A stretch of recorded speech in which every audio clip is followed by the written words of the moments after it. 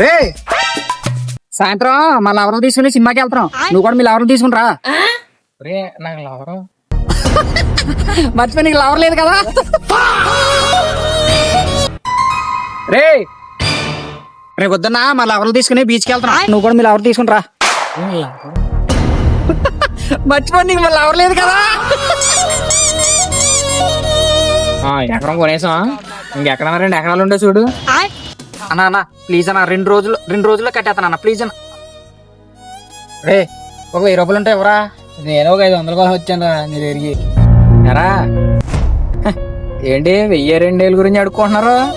అప్పుడులో లవర్లా నేర్పించారు కదరా, నాకులా డబ్బు వెనకాల పడి ఉండే ఈ పాడికి బాగుండేది.